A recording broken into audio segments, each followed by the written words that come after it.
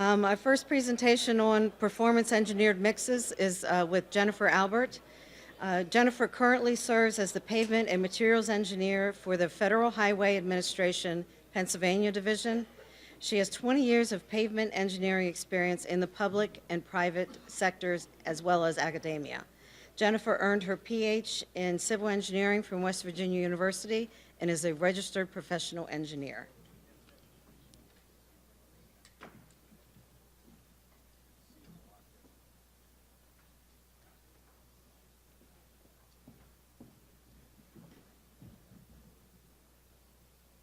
All right, good morning.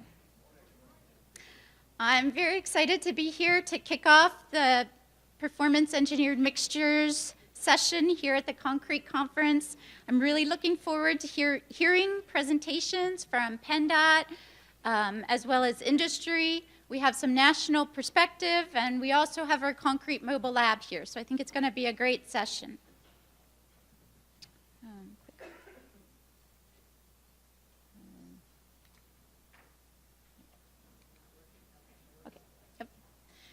So before I start my presentation on PEM, I just wanted to take a minute or two to say thank you to everyone who's in the room, PennDOT, the Turnpike, consultants and contractors. I appreciate how open and willing you've been to stick your neck out there on a lot of these initiatives that Federal Highways has been throwing at you over the last 5 to 10 years. So on the screen, I have a slide that shows the PEM pooled fund study. You can see there's about 17 states that are participating in this pooled fund study, of which Pennsylvania is one of them.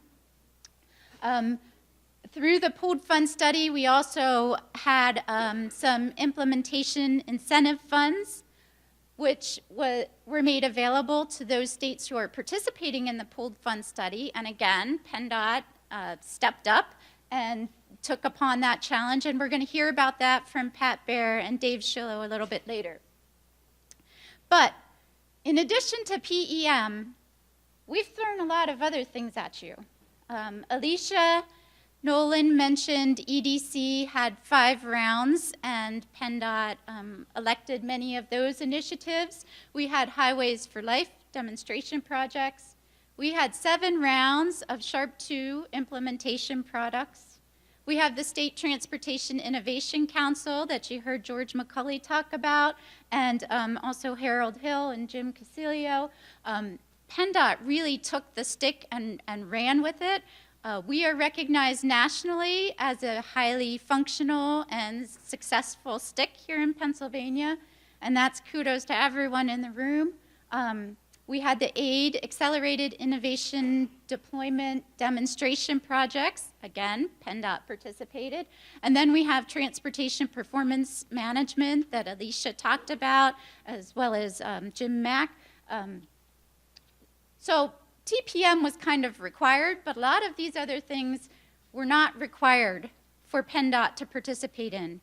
And again, I just really want to say thank you for stepping up to the plate and accepting some of the things that we've been throwing at you, stepping up and taking the challenge, and willing to stick your neck out there for the implementation.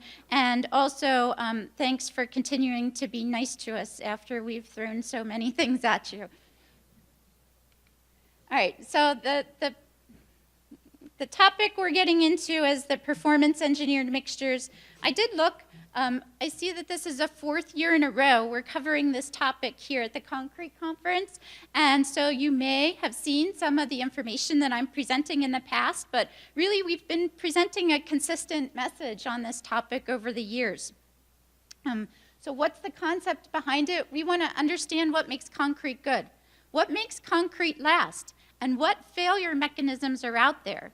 And then we want to specify the critical properties and test for them. So let's understand those failure mechanisms. Let's specify those things. Let's test for those things.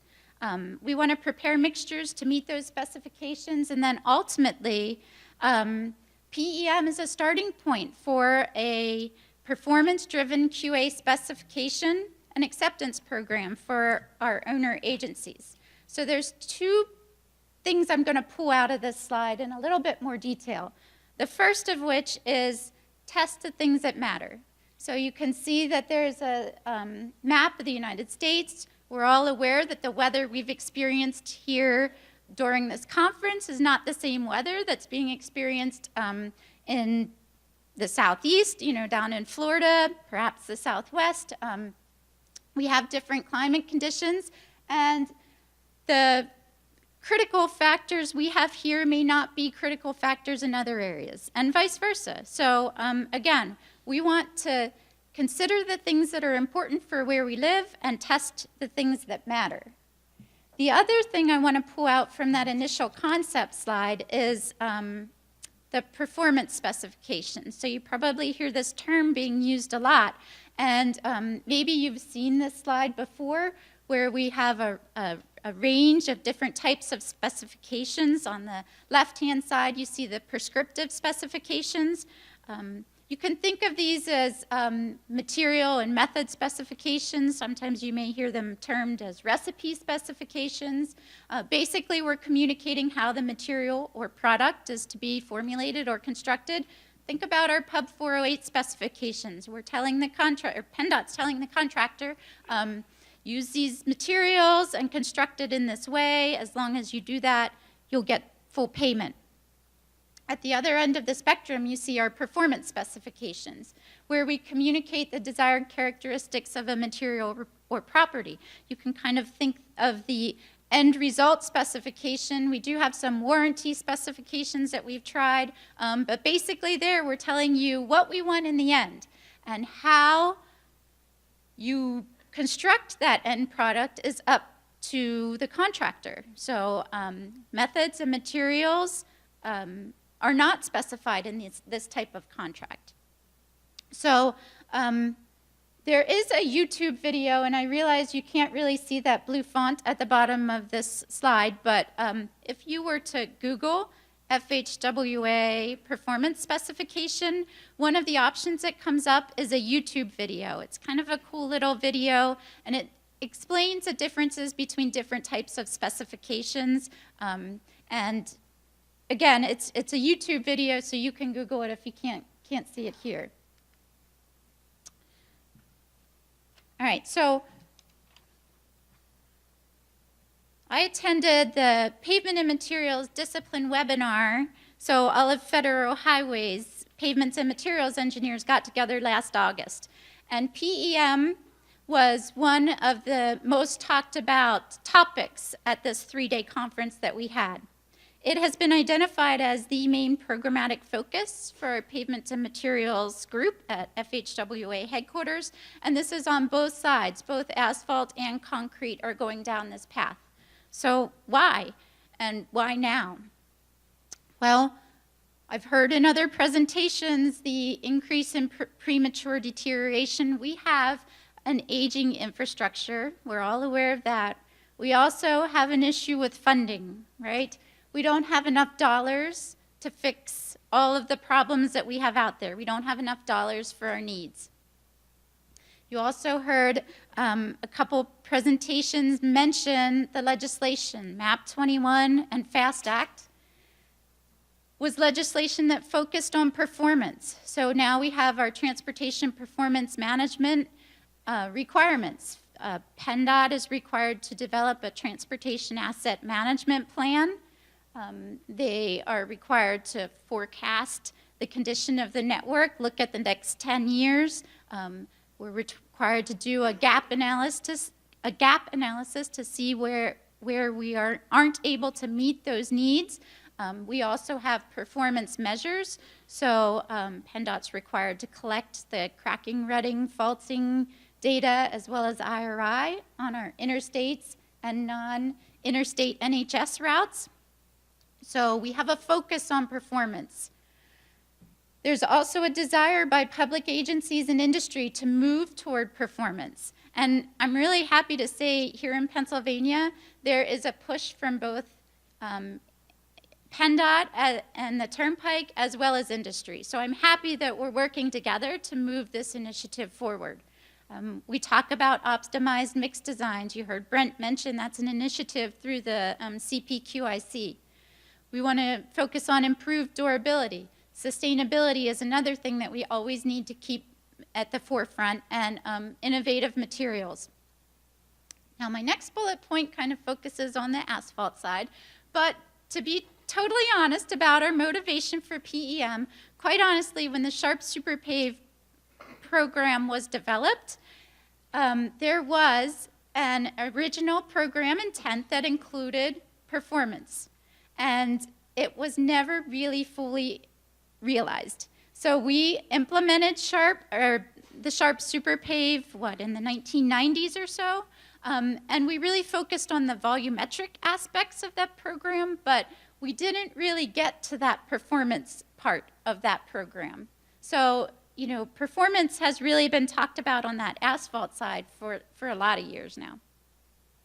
We have many advancements in testing technology, and we have changes in agency and industry personnel and skill levels. So to relate back to Jerry Voigt's presentation yesterday, Not Your Father's Concrete, you saw that slide where he showed how we were constructing concrete pavements in the year 2000 and how we're constructing concrete pavements now in 2019. So again, we have to recognize those changes and look for a way to move forward here. Okay, thank you. All right, so we're looking for design and field control of mixtures around engineering properties related to performance. We're looking to develop performance-related specifications. We want to have test procedures, performance testing that can be done in the field. And I feel pretty strongly about this one. We need to have test procedures that are practical and implementable. We can't have a test procedure that takes days or months or years to run. We can't have one person in the state able to run the test, or even one person in the Northeast region who can run these tests. As you're developing your mix designs, you need to have results that are timely and accurate. We need repeatable tests. So I think that this performance testing in the field, the practical implementable side, is really important. And then we want to validate our models and refine our mixtures through our QA as well as our asset performance monitoring. All right, so what's next? Well, we have our pooled fund projects ongoing. We have parallel tracks on the asphalt side as well as the concrete side. And so you'll hear a little bit more about that from our future speakers. We are also implementing shadow testing on field projects. And again, I'm happy to say that Pennsylvania stepped up to the plate and received some implementation incentive funds. We do have a project that you're going to hear about where we were able to do some shadow testing, try out some of the new testing technologies. We visited the project on the bus tour, so if you were on the bus tour, you may have seen some of these tests in action. But why? Well, we want to increase the state and industry familiarity with the PEM concepts as well as the new tests. We want to gather field data to refine new tests and continue developing our testing technologies and provide actual experience to help develop these practical specifications. So, in the end, we're hoping to develop performance specifications. And the last point I want to make here, you see this training. So to kind of bring it all back together, we hear about the expertise, the agency and contractor personnel. We at Federal Highways recognize that we have a lot of training that needs to be done in order to get this PEM implemented. I think there's a lot of opportunities to learn more about it. I think you hear at many state and national conferences, there are Federal Highways representatives standing up and speaking on this topic. So we're continuing to to promote PEM.